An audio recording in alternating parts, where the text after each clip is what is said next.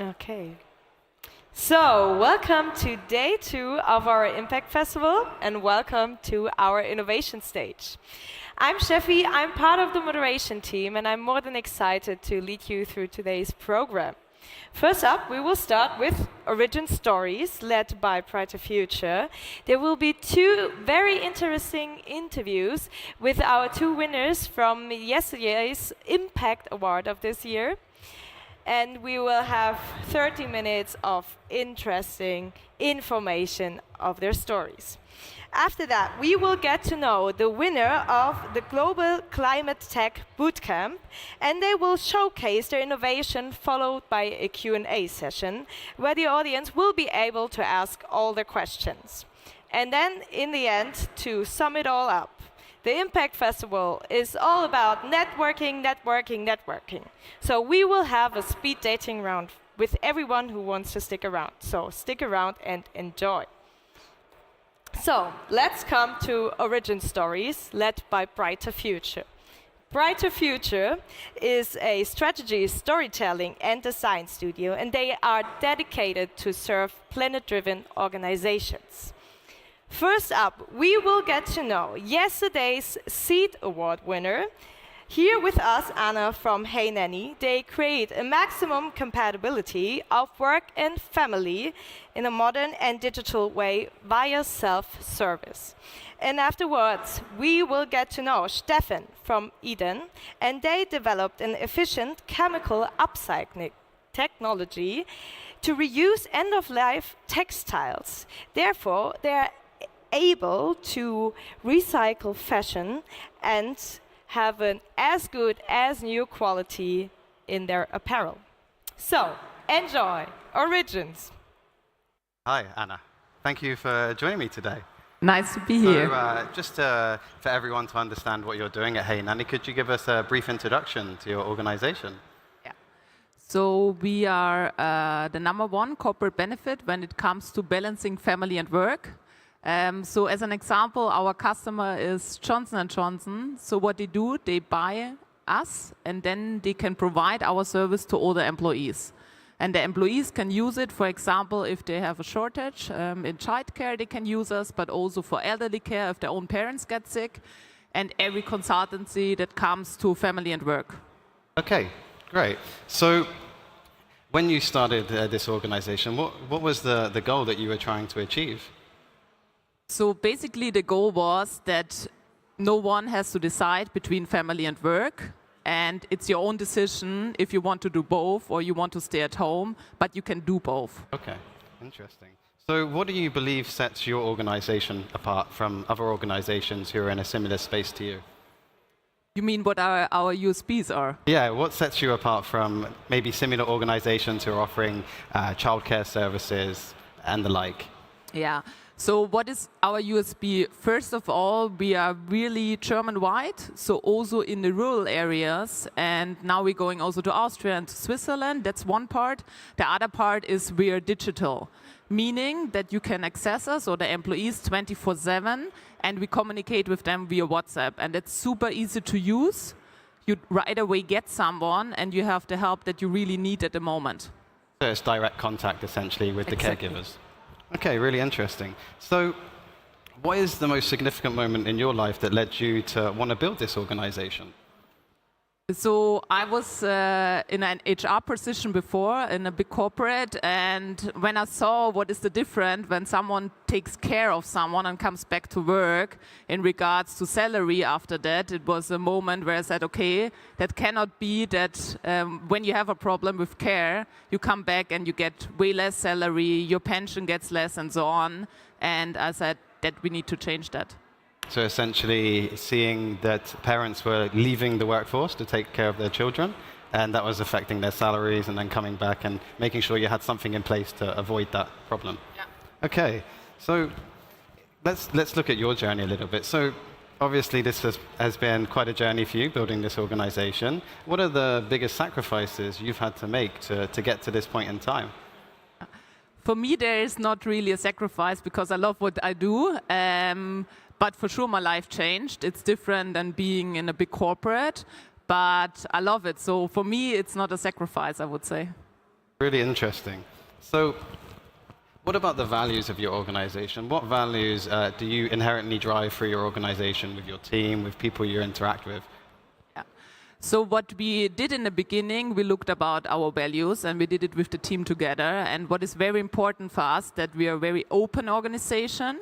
So we are really diverse. And the other thing is that we're looking for people who really have the drive and the impact to change something. And that's the people that we attract and that also want to change the problem for the world. And that's what makes us great and the people great. So how do you put those values into action every day in your organization? Yeah. So basically, we give a lot of freedom to our team members so they can decide on their own what to do. And that really drives the business and makes also the impact and the change. Interesting. So what are your core values? If you could, put them into something that's a bit of a boilerplate, what would those be? Yeah. So core values is for sure is impact, it's drive, it's change, it's also quality for our product, but also with the customers, because we want to be really the number one to go to for the part of care.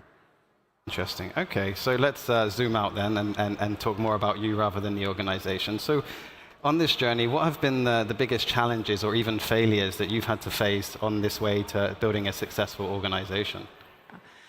I'm a big fan of failures because otherwise you don't grow. And we had a lot of obstacles in the beginning, and I think it's normal. And I think for me right now, the hardest part was to validate the product and to find the right fit. And this is a journey in the beginning, and you need to be very fast and very agile, otherwise you don't make it. So let's go a little bit deeper into, give us a real example of something, a failure that's pushed you forward and helped you catalyze what you're doing right now. I mean, it was not a failure, but we started with B2C in the beginning, and then we switched to B2B. And it was a real impact, first of all, to attract investors, but also to get the business scalable and to grow it. Interesting. And how do you find balancing your work life and your personal life? You see many founders are so driven in their organizations that they can't switch off, 60-hour work weeks. What about you? How do you find that balance as a founder of an organization?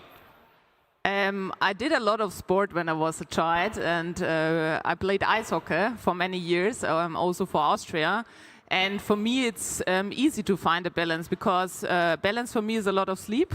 That's key for me, and it's sport. And with that, I always find a balance. Okay. And you have a family of your own? Not at the moment, Not at the moment. but I'm working on it. Okay, cool. So what future are you envisioning building?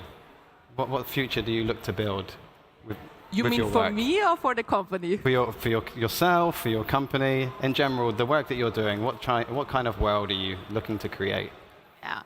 Basically, what I want to create is a world where there is no looking at someone who says, I want to stay at home for 3 years, but also for someone who wants to come back after 3 months or 6 months to start working because it's normal. A world where also the father is want to take care of the child. So more equal and also more normal, that you also get external support for the kids and also for the parents, because you cannot do anything on your own.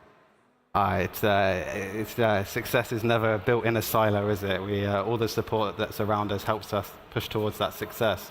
So for people looking to build their own organization, an impact-driven organization, what advice would you give to them? Just do, because if you don't start, you will not know what will happen. That's one advice, and the other advice, you really need to feel it in your heart to do it. Because there's a lot of business cases out there, but if you don't really feel it, you will not wake up every morning and do all the hours and the work. So that's my 2 advices. Just do it. Sounds a great slogan. Okay, so final question for you. So if there was like a lasting message that you could leave for the world, what would that message be? For me, it's be happy every day and do what you love, and that really every day. Wow, thank you. Thank you very much. So, thank you for this interview, Anna. I really appreciate it. Looking forward to collaborating with you in the future. And yeah, let's finish this one up and move on to Steffen. Thank you. Thank you. you. Thank you very much. Thank you so much, Anna. You were super speedy on those questions there. I'm sorry? Super speedy. Yeah.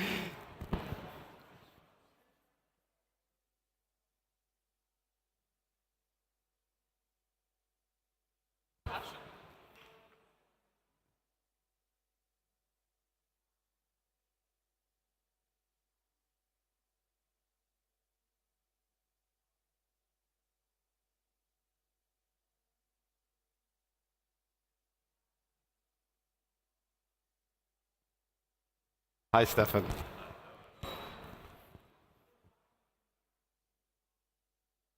Hi. So nice to see you here on the stage. Yeah, great to be here again.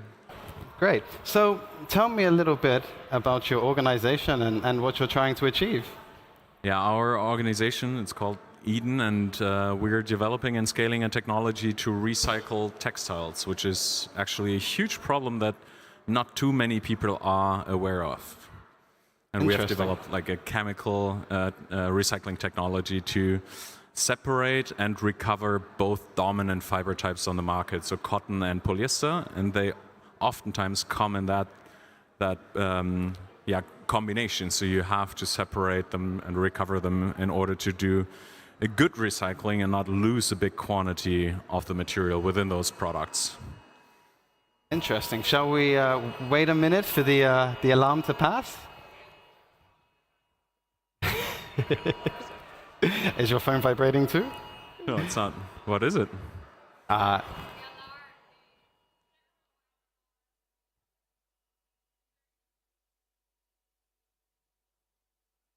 you vibrating? I don't have any alarm. There you go. Now it's here. Yeah. So I'm the latest one who gets saved here.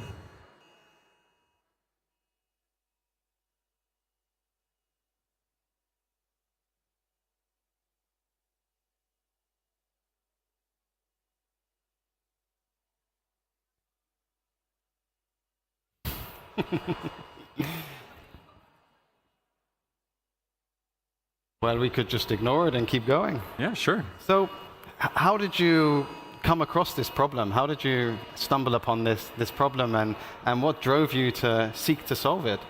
Well, that was actually my co-founder Rainer, who was in a textile university. He's our CTO, and he was asking himself the question, what or how would the most sustainable textile or t-shirt look like, and what would be necessary in order to achieve that? And then it was pretty obvious that one part of that story would need to be that has to be made out of waste, so it has to be recycled materials. And then he got deeper into the topic and saw that less than 1% of our old clothing is recycled back into clothing. And then all the technologies that were emerging on the market were in a very, very early stage. And he took a look at the approaches that these companies made, and he saw that most of them just tend to recover one of the materials in those mixed products. And he said, well, that's not good enough. We need to be better at that, and started to do some research and look for a better solution. And that's how it all started with him. And Rainer, I actually know since grade 1, so we're very old friends from first grade. And then after a certain point in time, he got me involved and was like, yeah, do you want to look at the market side of things and see whether a technology like that would have a potential to become big and actually have an impact on the industry? So tell us more about the solution that you're building. Yeah, so it's a combination of different technologies. In the end, you have to do different things. If you have a product like this, you need to shred it, you need to separate buttons, zippers, etc. But there is already established technology for that, so we didn't have to develop all of it. And the main parts that we had to develop were like 3 different steps in our modular technology to, first of all, separate the polyester and separate it in such a way that you can reuse it again. So with the first product that we have in our technology, chemical companies can produce a new fiber out of that, or use it as some kind of base chemical to produce totally different products out of that. So it's a circular product can be for different industries. Doesn't necessarily have to be for textiles again, but obviously that's the vision, to achieve that and close the loop within the textile industry. And then you have to also decolorize the cotton material to have a white product again. And it just a few parameters of the product in order for it to become a drop-in solution for the existing textile industry. So from the cotton, we're recovering the cellulose, which is the main component. It's the most common biopolymer on Earth. And that's what we get out of the cotton. And when you have that purified cellulose, there is already cotton-like fibers and spinning technologies for that. So you can respin that in a fiber that has comparable proportions like a cotton fiber. Interesting. So on this journey, what have been sort of the biggest challenges you found as you've been developing this? There's so many challenges and so many stories you could tell about that, but it's technical. It's like we started only with a focus on cellulose. Then we were like, okay, there's so many products that have that combination polyester, cotton. So we said, okay, how could a solution for that look like? And would that work? And does the first step damage the product for the next step, etc.? So many technical challenges. And then first step is like, does it work? Second step is, how do we get it more efficient and cheaper in the process, etc. And then there's so many challenges, technical challenges around that. But then it's all about closing the loop in the industry as well. So it's not only the recycling, but it's a linear industry in the moment. So it works from creating a raw material, pumping it through the industry, producing a t-shirt out of that or jeans or whatever. Then people use it, they wear it, and if you look at the global context, they throw it away, and then it's garbage. And you need to find the step in that value chain where you can kind of like plug in and use that player, help that player as well, solve their problems, take the material, recycle it in such a way that you can then put it back into the industry as a drop-in solution. And getting all of these partners involved at the right point of time is also a very big challenge, obviously. And then fundraising, getting the right people in the team, building a right environment in the company, etc. It's all little challenges, but it's also very fun. Very interesting. So let's zoom out a little bit and focus on you. So what are some of the biggest sacrifices that you've had to make on this journey and building this business?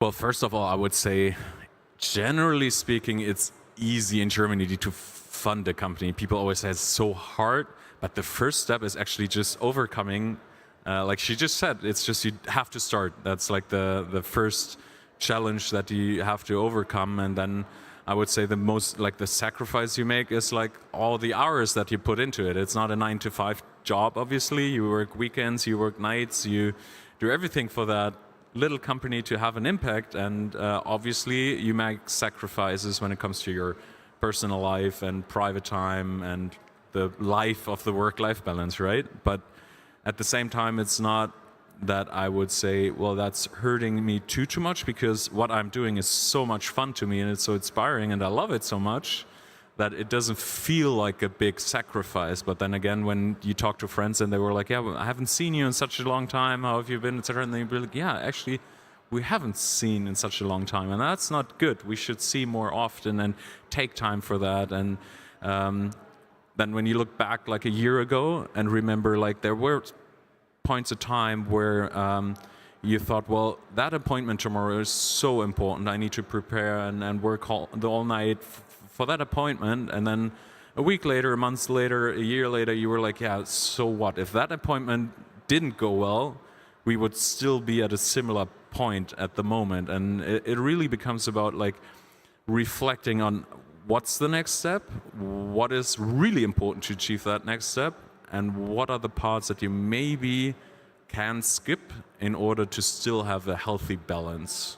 I guess that's sort of the double-edged sword of having such a great purpose is you're so driven by that purpose, and sometimes we get that tunnel vision where we just can't stop going and pushing. And how do you find yourself finding that balance?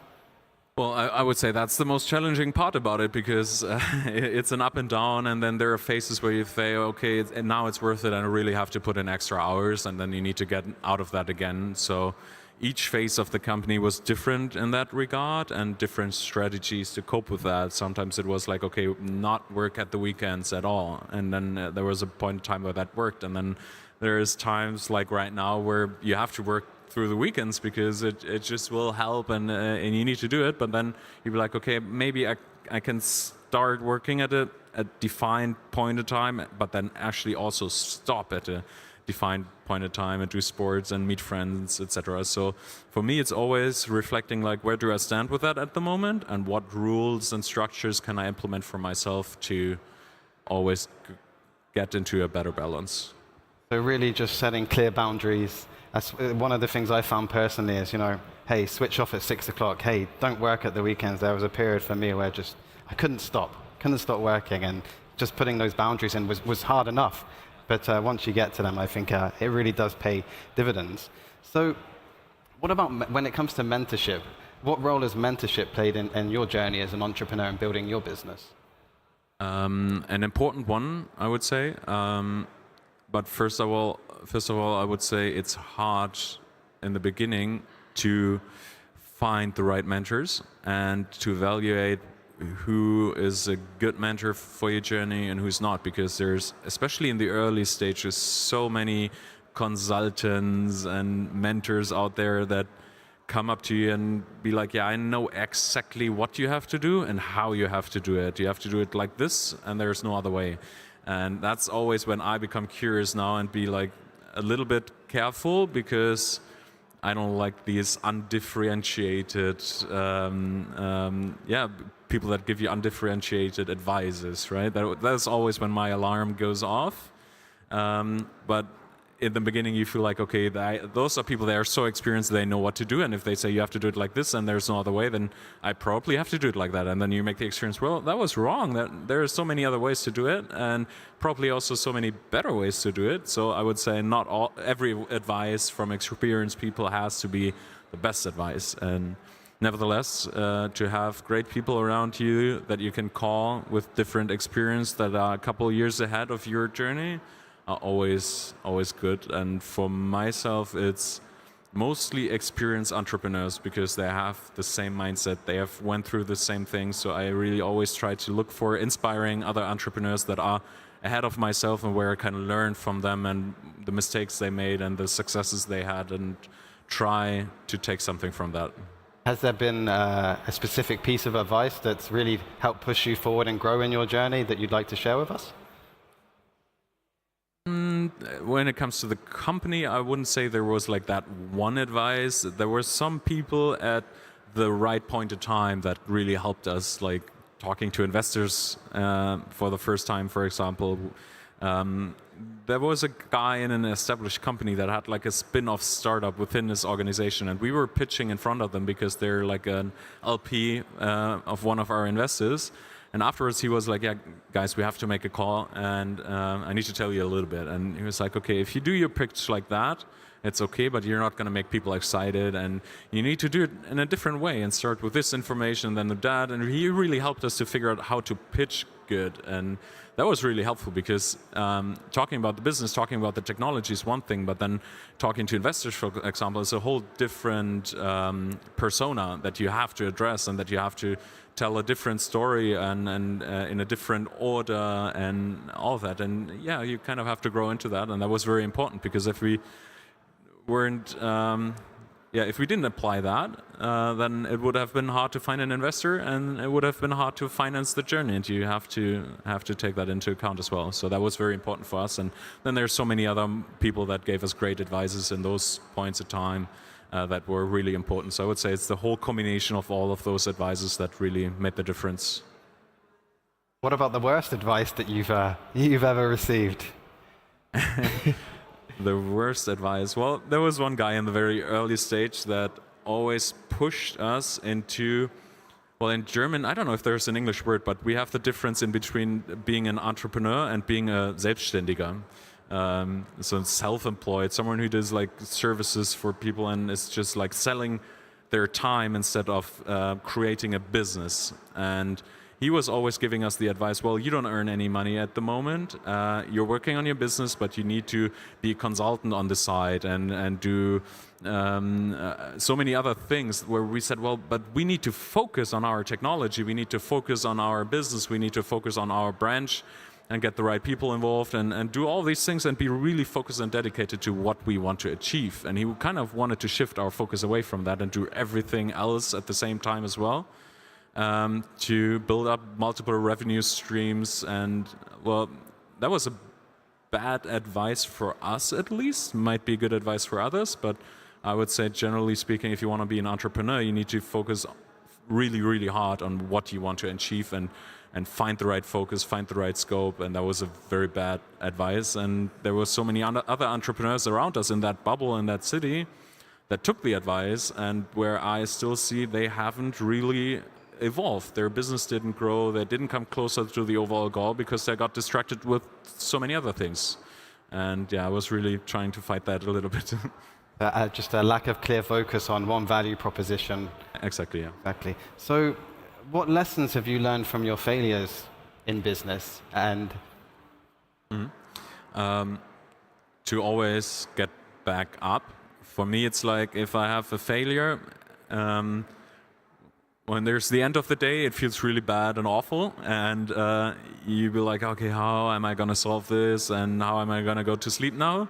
But then at a certain point in time, I realized, well, it's always the same. I struggle when I go to bed, but when I get up again, I have a more clear vision. I have a more positive view on things. So I found out this certain part about my personality, and now it's easier for me if I feel bad at night to just go to bed. And I was like, yeah, tomorrow you think about it again, and then you're going to have the more clear vision. And to kind of find out, like, what personality are you in, what situations do you feel good, when do you have the clear vision for things, to sort things out. If you have that rhythm for yourself, that really helps. And for me, that was the change in between nighttime and then early in the morning, and taking each setback as something, well, look at it tomorrow, and then you're going to figure things out, because there's challenges and there's red flags. And up until this point, I haven't found the red flag. I've only found challenges that you have to overcome. But what are the biggest challenges that you've had to overcome, and how have those challenges helped you grow?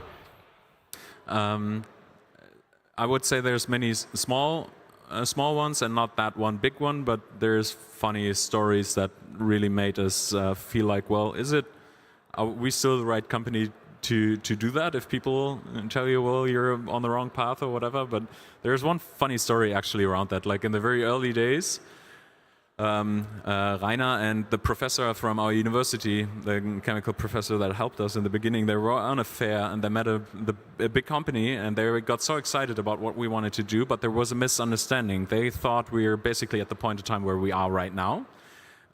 So they invited us for a board meeting with the company, and they flew in all the R&D people from internationally, and they came there, and then they wanted us to pitch, and there was the whole board, a whole room of very important people there, and then they were like, okay, now pitch us the idea. What do you want to do? Where do you want us to invest in? And we were like, yeah, we have this idea. We want to create a technology that can do this, that. And they were like, yeah, but what's the technology? What does it do? How does it work? What does it cost? Etc. And we were like, yeah, we'll figure that out.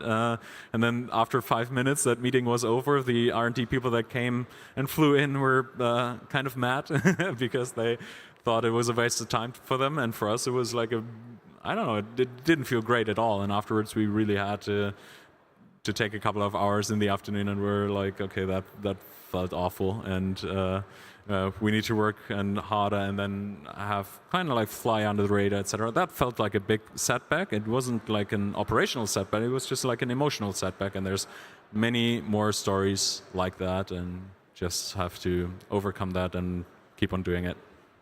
Interesting. So, since you've started this organization, how has your mission evolved since the very start? And what factors have played a part in that evolution?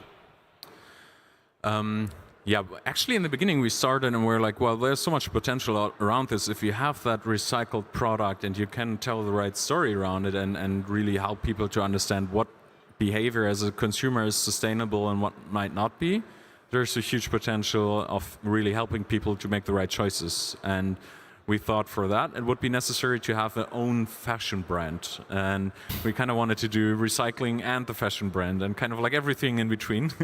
So yeah, it didn't take too long to understand that that's probably not possible, and you need to collaborate with others to make it possible. So that was the first step. And then yeah, we thought we want to go over all the way to spinning the fiber as well, and then we said, okay, what's the real focus? Where do we really need to invent things? And there was recycling, and we focused more on that. And from then the focus on cotton to the focus on cotton and polyester blends, etc. So it was really that evolving of the right focus for the company, and what do we want to do and what do we don't want to do, and where do we need to collaborate, and what do we need to do by ourselves. Really interesting. So with your organization, what future are you hoping to create? We always say we want to create a future where there's an honest and transparent relationship of the consumer when it comes to sustainability, because there's so much sustainability marketing around there that tells you, well, this is recycled and that's why it's sustainable, and just buy as much as you want and it's not going to be bad. But that's not the honest story around it, and we feel like there is a big potential if you don't make it too easy, and if you don't lie to people and be like, well, that's the honest way, and you need to take this and that into consideration in your consumption. And you can just help people that really want to make a change with their consumption, but they're just distracted by so much information around all the product categories that we are consuming that you can't go too deep into all those topics. And that's kind of like what we want to achieve, help people to make the right decisions and be honest to them, and we think they will appreciate it. How do you put that into action? It is finding the right partners on one side. So there's brands and there's brands, obviously, and we try to find the right partners that kind of share that same vision and want to tell the same story as we do.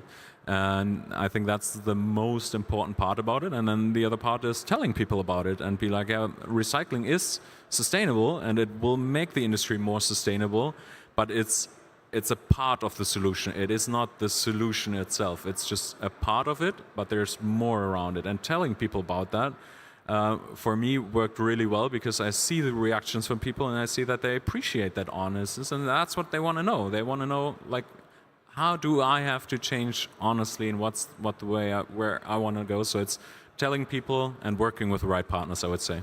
So if there was a key piece of information that you wanted to share with the audience today, what would that be? A key piece when it comes to business, or generally speaking? In general, yeah.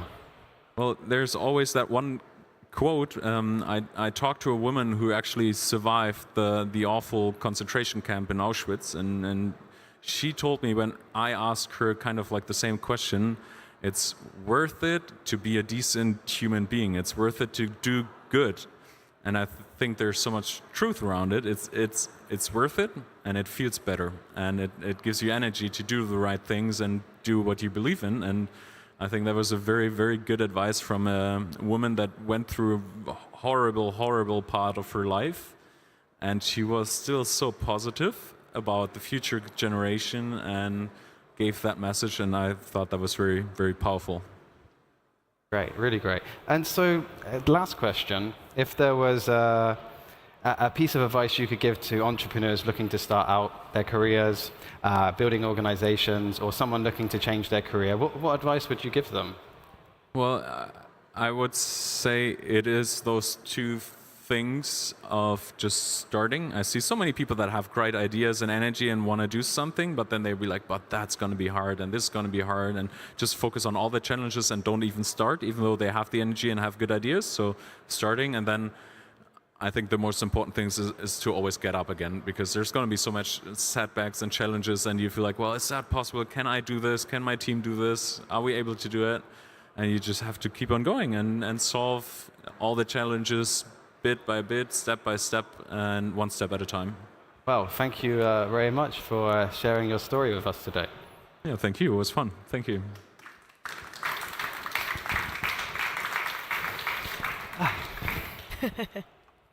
Good. So thank you very much to Eden and Hey Nanny and Brighter Future. We will have a short break and we'll start again at 11:45 with the winners of the Global Climate Tech Bootcamp. Okay, we are excited to see you again, and don't forget, afterwards we have the networking session with our speed dating session. So please come back.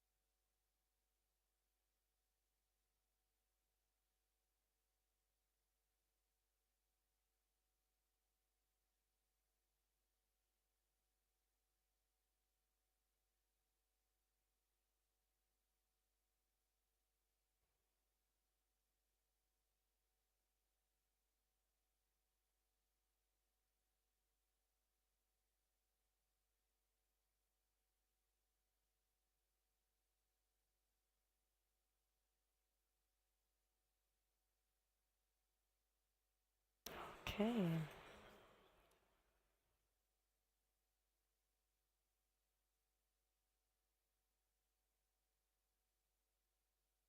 Okay, everyone, welcome back to our innovation stage. We will now get to know the winners of the Global Climate Tech Bootcamp. They will showcase their innovations, and this will be followed by a Q&A session. And every one of the audience will be able to ask the questions directly to the founders. So enjoy.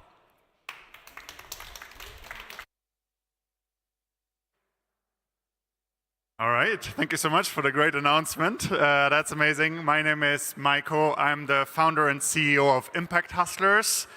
I'm not one of the most exciting founders today. I'm just a founder running the bootcamp, but I'm really excited for having the 6 top startups that we've selected from more than 130 applications from across Europe and the US. This is our Europe showcase. Big thanks to Impact Festival for hosting this with us. Thank you so much. And big thanks to Startup Hessen as well for sponsoring this. So we'll get both of them on stage shortly to tell you more about it. But before I do that, thanks very much for joining us today. You're about to hear from some really exciting startups in the climate tech space that are ready to scale and ready to get you on as investors as well, if you got some checkbooks with you. So if you want to learn more about Impact Hustlers, I won't tell you much more about it now, but you can go to impacthustlers.com. We are a global community for founders that solve social and environmental problems. We're active in London, in New York, San Francisco, and soon more in Germany as well. I mean, we're active here right now, but we'll do more in Germany as well. We're running regular events, dinners, and events for founders. And we are running our annual ClimateTech Founder Summit, which is a 2-day virtual climate tech event, which we're partnering with Impact Festival again on. So exciting. All right. With that, I would say I'll just give you a brief overview what this bootcamp was all about, and then we'll go straight into our partner introductions and the pitches after that.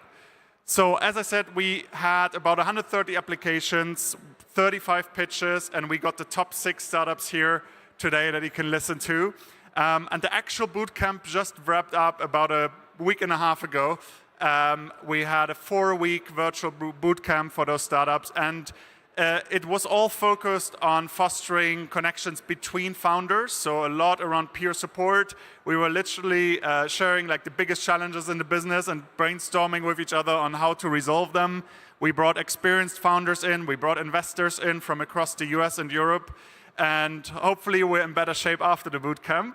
Everybody looks in great shape, so I think we did a good job. And this is the Europe Showcase, this here with Impact Festival, and next week we're traveling to New York Climate Week on Tuesday. In case anybody's traveling there, join us in New York as well for the New York Showcase. All right, I would like to call Fabian from Startup Hessen on stage, who is our main partner for the bootcamp, and will introduce Startup Hessen very briefly. Yeah, thank you, Maiko. Yeah, as Maiko said, I'm the networking manager from Startup Hessen for international regardings. I'm very happy to see all of you here. We as Startup Hessen are the contact point for all startup ecosystem stuff regarding Hessen. Yeah. We are supported by the Ministry for Economics. And I'm very happy that you are here today in person. We saw already online. And we sponsored this format, we sponsored the Impact Festival. We need more impact, so I'm very happy that we do this both. And I'm looking forward for your pitches. And if anybody wants to get in contact with the ecosystem of Hessen, please get in touch with me. And now I wish you all the best all together.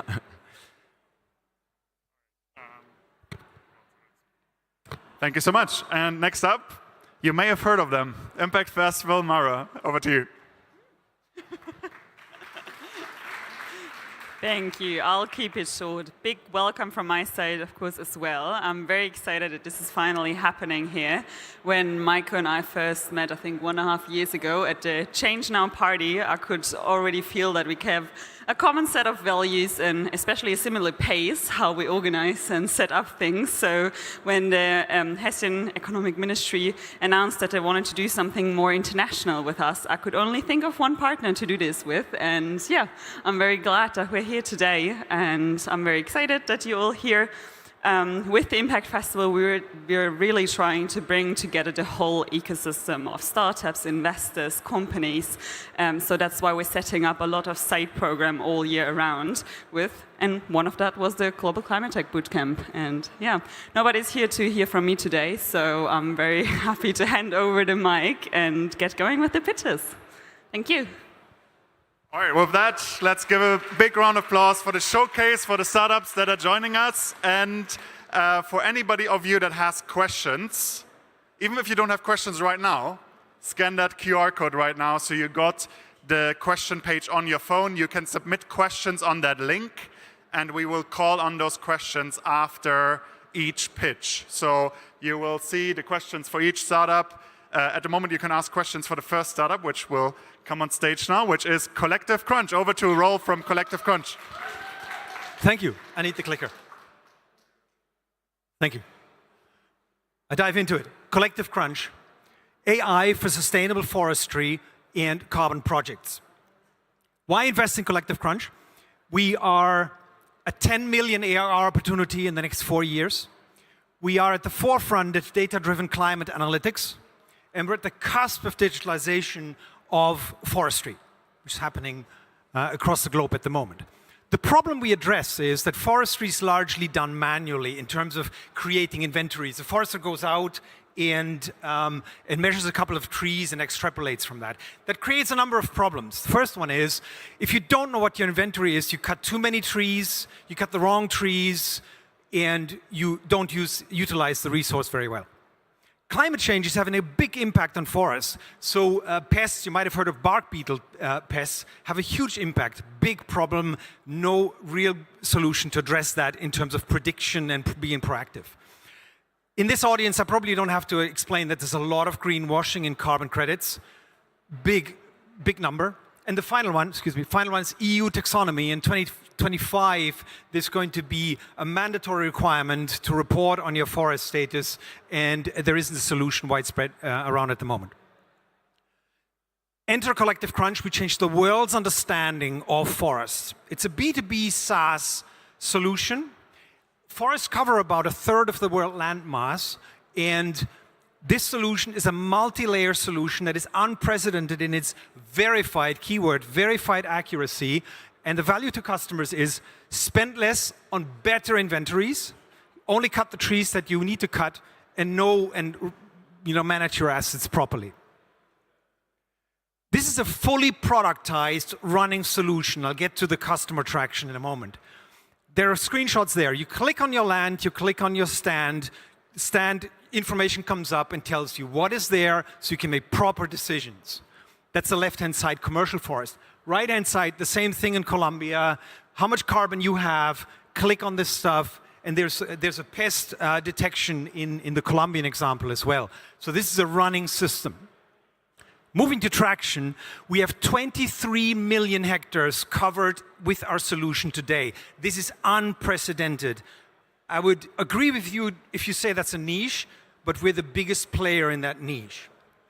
The Nordics is leading in our field. 8 of the top 10 Nordic customers are with us. The largest player in Spain is our customer. We're making good progress in Chile, which is a big forestry company, Colombia, and the US. And we are, at the moment, raising about a million to break into the North American market and to continue our doubling on ARR as we go forward. And of that million, we've got about 2/3 in the bank or committed. So we're looking for around about 300,000 to close this off. Thank you very much for your attention. Q&A.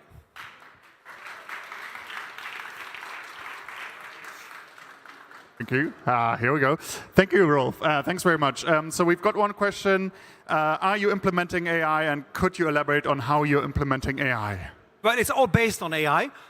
Maybe just briefly going into the challenge, you can do a lot with satellite information, but you need to calibrate it, train it with ground data. If somebody comes to you and says, we cover the world's forests, all they know is there might be a tree there, not more. And we use AI and we train with ground truth data to come to a verified solution. And that's sort of the thing that sets us apart. But it's all centered on AI, purely. Amazing. We do have a networking session right after this, so if you want to catch up with Rolf on the depths of AI, do catch up with him and everybody else as well. But next up, really excited to get Phelas on board from Salubata. Thank you very much. Who's actually wearing his product today. But he'll tell you more about Salubata right now. Over to you, Phelas. Thank you. The plastic plague around the world is visible and inescapable. My name is Phelas, and I'm the CEO and also a co-founder at Salubata. At Salubata, we currently occupy this niche where we repurpose shoes from old plastic bottles. Our mission is to invent lifestyle technologies that help people and the planet. I used to work as an environmental scientist and also as a designer. We faced some problems containing PET bottles. Then we started imagining if we could convert this plastic waste into shoes. The global footwear market by 2027 will be worth $530 billion. And the sustainable footwear market is growing at 5.8% per year. This is a short video that describes where we moved from making not just shoes from plastic waste, but also making them modular. This modularity enables you to change your style. And so you're not sacrificing style for sustainability. And the shoes are breathable, they are durable, they are stain-free. And with this stain-free, it requires less water to wash. And so you do not need to wash in your washing machine to release microplastics. There are also air bubbles infused in your shoes. This air bubbles gives you a feeling of walking on clouds. Because we also realize that the downwind impact of these pollutants affect the people in the underserved communities the most, especially the women, so we decided to commit 5% of our profit to the cost of empowering women in these communities. For these shoes, on your initial purchase, you get a pure white and a black upper shoe in a shoebox.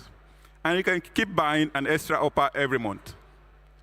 By next month, we're also launching a subscription model where you can subscribe all year round to get your shoes all year round. With this model, we're able to enable more people wear more shoes from plastic and also drive more revenue for our business. Our revenue has grown steadily over the years, and by the end of this year, we are anticipating a 1.3 million revenue growth. We're also backed by Techstars. We are a team with complementary skill sets necessary to scale our impact. We're strategically positioned for customer acquisition and growth. Our goal is to convert 6 billion PET plastic waste to shoes.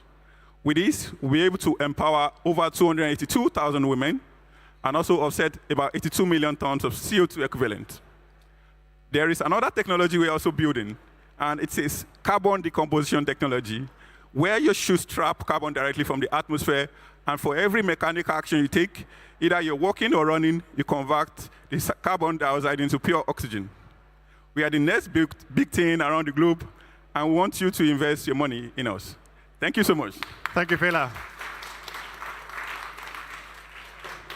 All right, actually quite a lot of questions here. I'll have to pick one. So let's go with what are all the materials used in the shoes? So the complete list, please. And where do you actually produce them?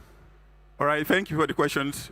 Right now, the only part that is not made from plastics are the outsoles, but every other component in the shoe is made from old plastic bottles. We currently manufacture in Portugal and also in Italy. Thank you. Amazing. Thank you, Phelas. Thank you so much. Applause for Phelas. Next up, we got Matthias from Airteam.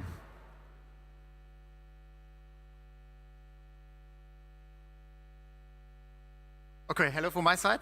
I'm Matthias. I'm with Airteam, and so we at Airteam we are develop market software and provide services which take drone data and use them to allow customers in the solar industry to run their projects more efficiently.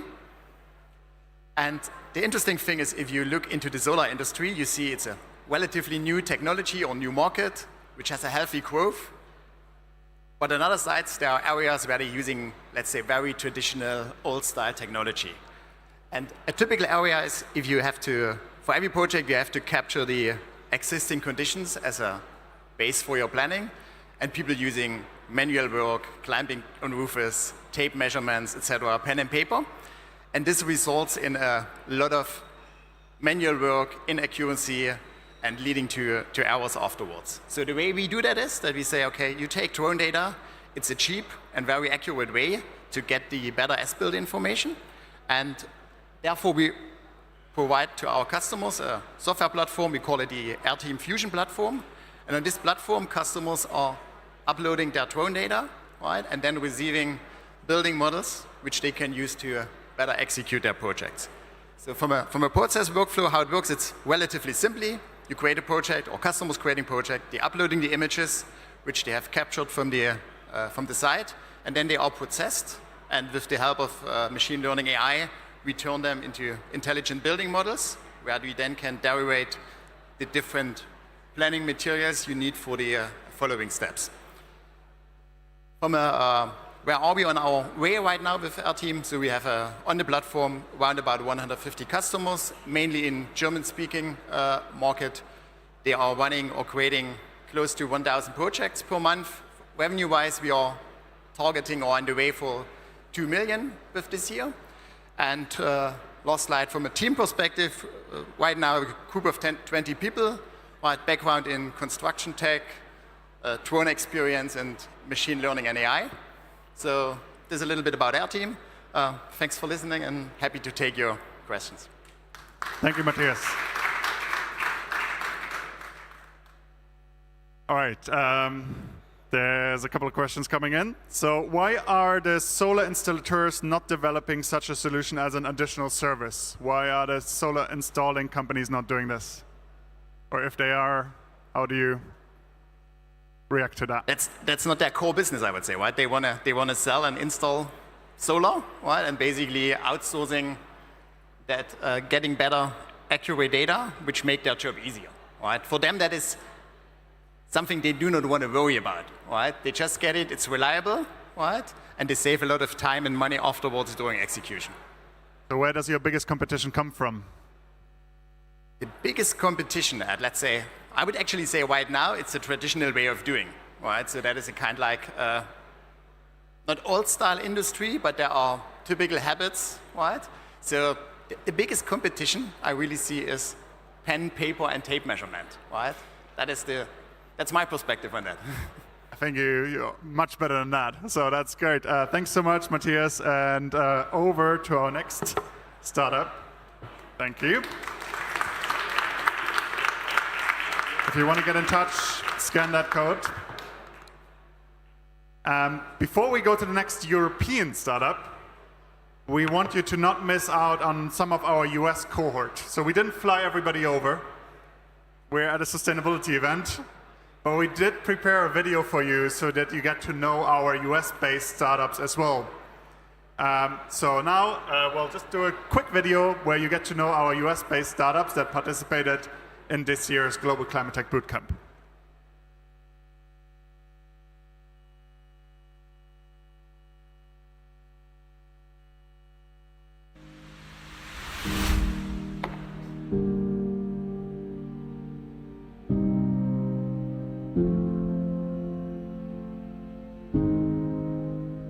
Hey guys, my name is Nate, and I'm one of the founders of Avol. We do same-day drone delivery of bulky items for hospitals. Previously, I spent about 10 years building robots and AI for logistics operations. My co-founder Matthew is one of the world's leading experts on blended wings. So the problem that we're trying to solve here is that certain things like kidneys need to be shipped between hospitals same day. But this is really hard to coordinate. Drone delivery could simplify things, but existing drones either have too little internal volume or they require a runway or catapult to get airborne. So what we're doing is we're building an autonomous air cargo service that can be deployed anywhere in the world that transports things from A to B using novel electric cargo drones. Our key advantage is our blended wing aircraft, which carries about 60% more internal volume and can take off and land vertically, as well as our hospital courier service that we're deploying right now before the drones even become online. We have 2 LOIs, 9 partnerships, we have a couple pilots, and we're 2 PhDs with about 25 years of experience in logistics and aerodynamics. We're currently raising $2 million, and if that's interesting, we'd love to chat. Thank you. Hey, my name is Jay Krishnan, and I'm the CEO of Boxlabs. What we do is we optimize every EV charging cycle. Now you look at this EV and you look at this charging station. Do you really know how much of the state of charge your vehicle is having at this point of time? Do you know how much of charge is done through the solar on a rooftop? No. That's what we solve. We bring in a solution which can basically look at your energy price, your solar generation pattern, your utilization pattern, and optimize your charge cycle to give you a better cost. We have projects in Europe right now, partnering with corporates. It's commercially ready, and we are looking at the US market to facilitate this growth as a turnkey project, especially on the fleet market. Trying to look at a car dealer whose bill is $80K now, but with 2 EVs or 3 charging stations, it will go up to $150, and we can optimize 30% of it. We're looking for a funding round of $2 million, and we got a great team to facilitate it. Thank you very much, and look for your partnership. Hi, I'm Nate Wine, co-founder and CEO of Floodlight. We use satellites and sensors to make greenhouse gas emissions measurement and reporting simple, easy, and quick. Deception is the enemy of progress, and stakeholders everywhere today struggle to understand where risks and opportunities live at their companies. No one wants to be caught swimming without a swimsuit, and greenwashing today can make a naked fool out of anyone. Adding to the darkness is that most companies have already allocated over $1 million towards tracking their own emissions, but less than 40% of them truly believe they have enough tools and data to do the job. That's a $12 billion market that's expected to triple in the next 2 years alone. Floodlight is the answer to this problem. Our software can report emissions as micro as a single house, up to as macro as an entire state. Our subscriptions models enable due diligence, climate change scenario analysis, and continuous monitoring of any asset on the Earth, usually at 10 times the speed of our closest competitors. Floodlight's team carries decades of experience in implementing climate policy, and we're already working with Big 4 accounting firms and international banks. Come work with us to build a behemoth on the corpse of greenwashing. Egg is one of the world's most popular and versatile proteins, with very unique functionalities. Yet, the egg industry is under heavy pressure to fix the broken supply chains and reduce the environmental impact. I am Maija Itkonen, the CEO and co-founder of Onego Bio. Onego was founded with a mission to rethink eggs. Our product, bioalbumin, is a non-animal egg protein with nature-identical nutritional profile, taste, and functional properties. It has a 90% lower environmental footprint, and with our efficient technology, we can produce it with price parity. I'm a third-time founder in the alternative protein business. And my co-founder and CTO, Chris Landowski, spent 15 years developing industrial precision fermentation platforms. We currently work together with the R&D teams of the world's largest food companies. Soon the world won't even remember eggs used to come from chickens, because we know a better way.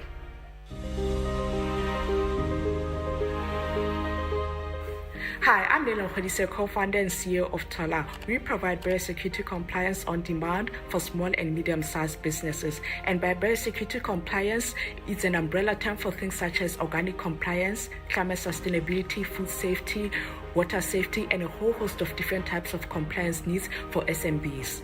Currently, SMBs spend on average 528 hours per annum just on compliance admin work, touch points with at minimum 7 different organizations, and spend at minimum $3,500 per annum on compliance, which is a huge pain point for growing businesses. SMBs deserve one place to run all their compliance needs that is accessible, affordable, and adequate. And that is what we offer at Tola through our Uber-like model for biosecurity compliance, enabling businesses anywhere in the world requesting biosecurity compliance to be matched with the nearest Tola accredited biosecurity compliance auditor or to run audit, and when the business is compliant, they are aggregated to a globally accessible Tola biosecurity compliance directory. Thank you. All right, those are our US-based startups. If you want to talk to any of them, just talk to me afterwards and I'll introduce you. But without further ado, we are now actually going a bit on a trip with an electric airplane, which I'm excited about. Mark Henry from Electron.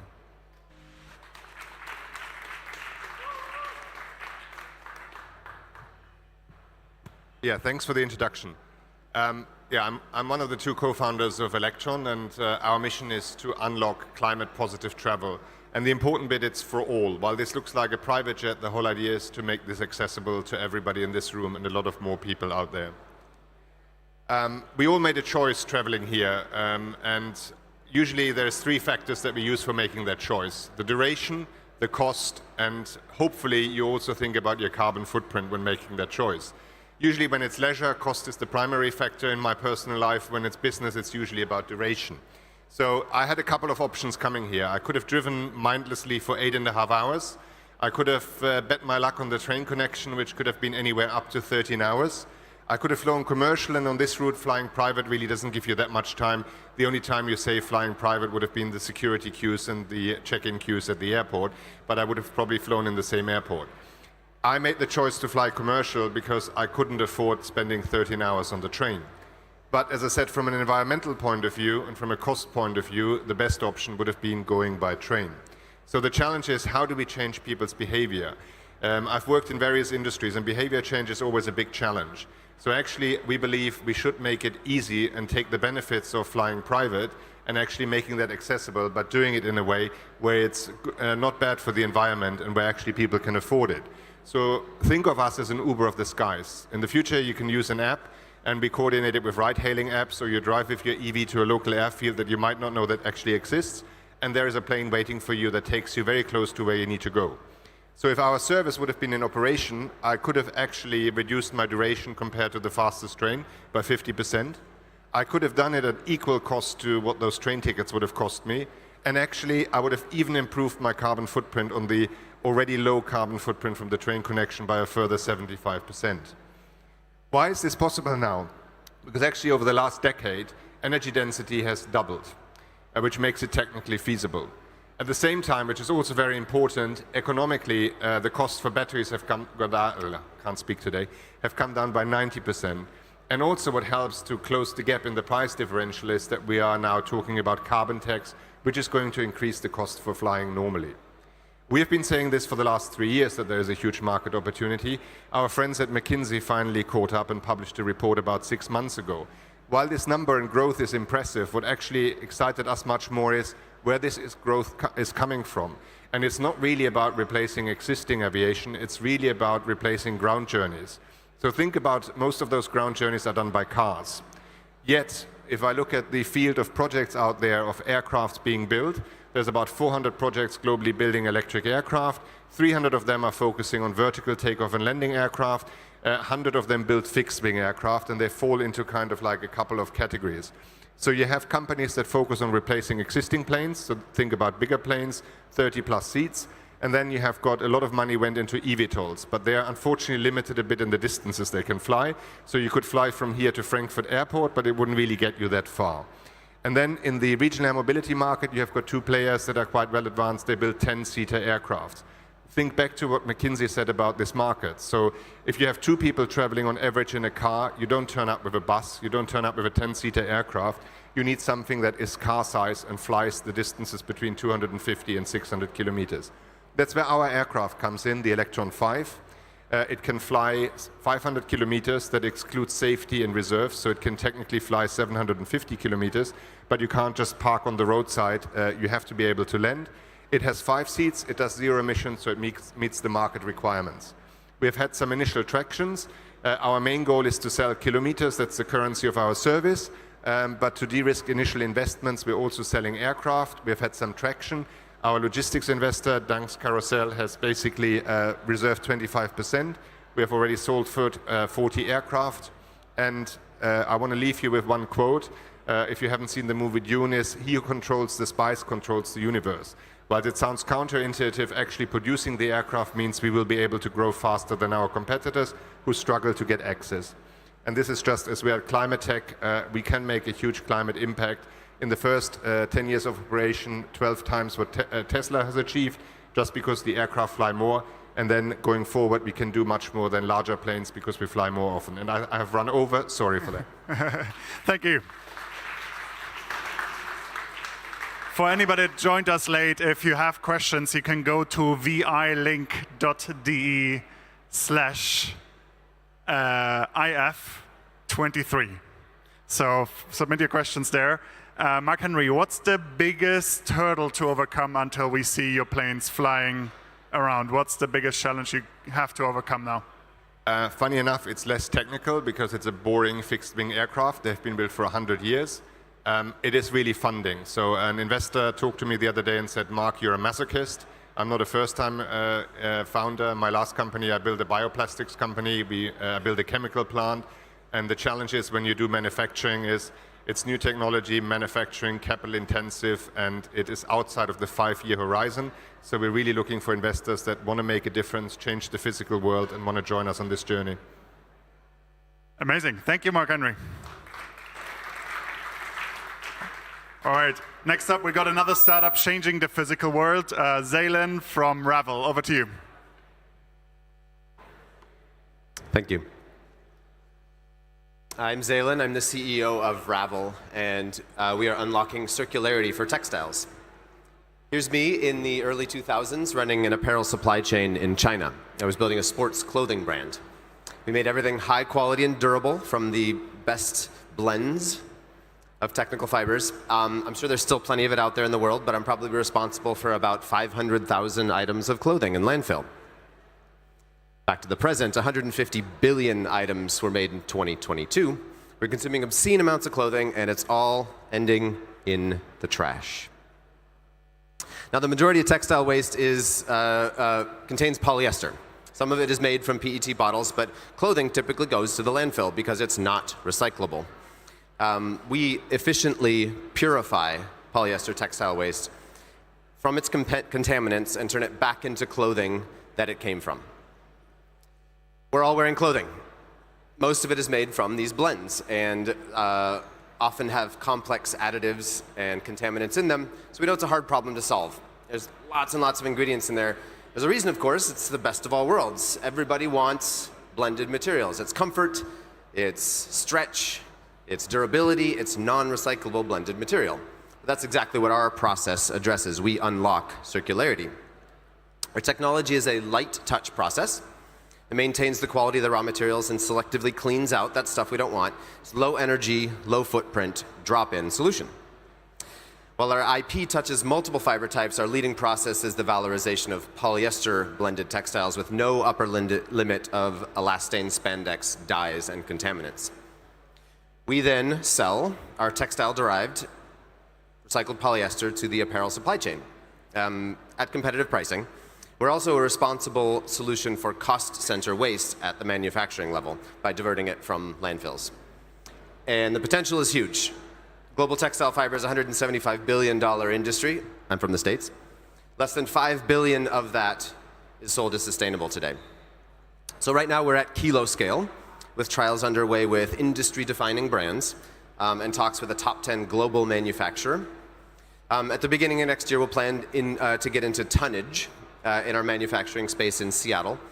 And then it's off to the races. We have a drop-in solution that produces drop-in materials from waste. And we aim to be at the forefront of the decarbonization of the fashion industry. Here's the team that's making it happen. We've done clothing before, we've done science, we've done supply chains, and we've done startups. And we want you to join us. We've succeeded to date through angel funding and non-dilutive grants, and we're setting up a seed round for the next stage of our business. The science works, the demand is there, it's desperately needed, it's time to scale. So I hope I've pulled a thread in your brain today. Happy to field any questions and definitely follow up afterwards if you'd like to participate. Thank you. Thank you. All right, what type of technology do you use? Is it chemical, mechanical, enzymatic recycling? How does it work? We have some engineers in the audience all the here. secrets. All the secrets. Without sharing the secrets, it's not depolymerization and it's not mechanical downcycling, so just shredding, but rather a process that maintains the quality of the base material so as not to destroy it, but rather just clean it out so that it's readily recyclable over and over and over and over again. All right, Zaylen will be here in front. If you want to go onto a technical deep dive, he'll be here to answer your questions. Thank you, Zaylen. Thank you, thank you.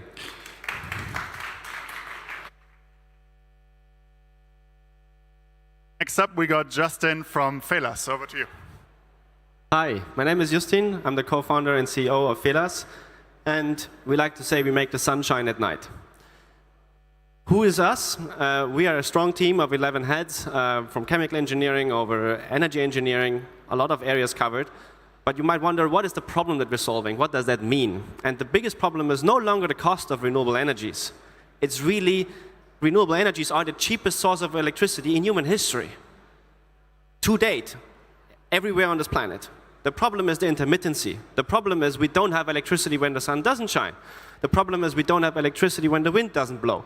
For that, you need storage. You need some way that you can store electricity in midday when we have more than we need to dispatch it in the evening when we don't have it. And now you're wondering, oh, there's batteries, there's lithium, etc. But how do we scale this? How do we get this really scaled globally? And that is what we do. We build liquid air energy storage. What if I told you there's a storage technology that we're developing where all you need is steel, gravel, and air, and you can freely deploy it everywhere? That is what we're building. So the core features are really, it's scalable, it can be mass manufactured, it's profitable, and it's ultimately safe.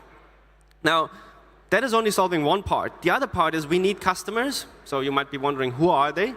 There's 3 different groups in the energy sector. There's either the ones who produce, they want to increase their revenues. There's the ones who transmit, horribly long buying cycles, very institutional. And there's the one who consume, they want to reduce costs. We can help them all. But what we realized is we had to build a software to help us show them the specific business cases. So actually, we are generating revenue with our software, and that allowed us to actually get core customers on board right now. World players like Ørsted, the world's largest offshore wind operator and developer. Wien Energie, Austria's largest utility. But we are also working towards building our first larger scale plant, which is with one of our business angels, an energy pioneer in Western Germany, a wood pallet producer. Now, the third part in our story is the business model. How do you make this actually happen? And that is quite unique. We start with selling and servicing of these modules. These are containerized systems, but going forward, we will go towards leasing. We can lease these systems to people and companies who have a need only for 5 to 10 years, but our product lasts 20 to 30, and we can do that with multiple customers, eventually going towards energy storage as a service, where ultimately people and the different businesses, they don't want to become energy experts, they want to have electricity. And that is what we allow. Now, I told you a lot in the last 2 minutes and 45 seconds, but there's one thing I want you to remember all, and that is our vision. We want to make 100% renewable energy globally a no-brainer. You should be a fool to run a coal plant. And that's what we are enabling. We are raising a 3 million seed round, and we have a tiny bit left in the round. So I'm happy to talk with any investors. But also, if you're looking for a really cool job and a fast-growing startup, talk to me as well. Thank you.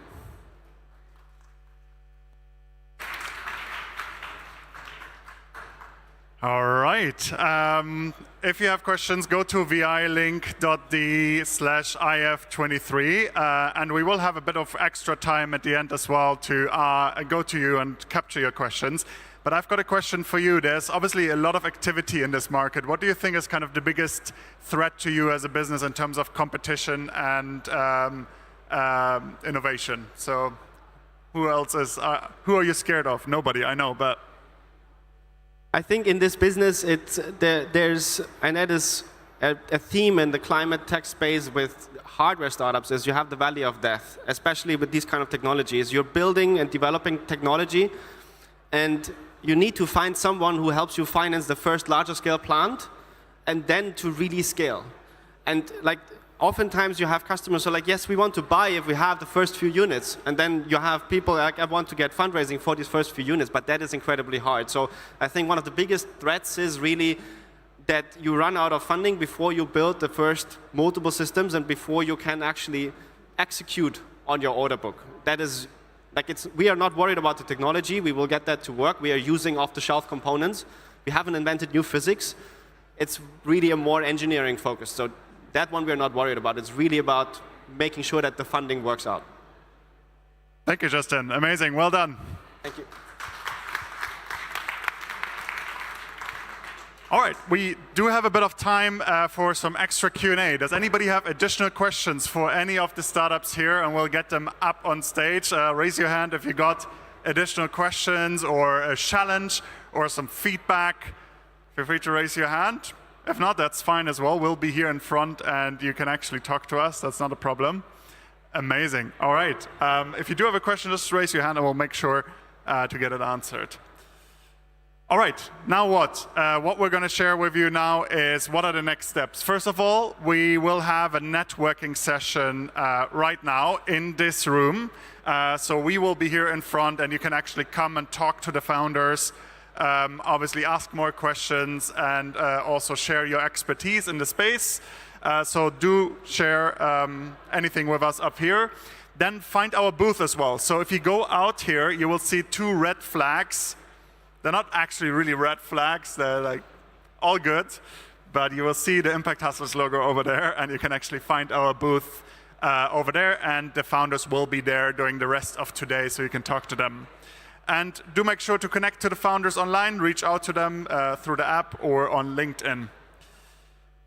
The other thing is I want to invite you all to one of our next events, and I've already said we're partnering with Impact Festival on this event. And I'm very excited to partner with Impact Festival again. On the 7th and 8th of November, we're running the 2-day virtual ClimateTech Founder Summit. It's a 2-day event for ClimateTech founders, for investors, for corporate leaders. And you can join us from anywhere because you can actually join the program virtually. If you happen to be based in London or New York, you can also join us for evening events that we're going to run there.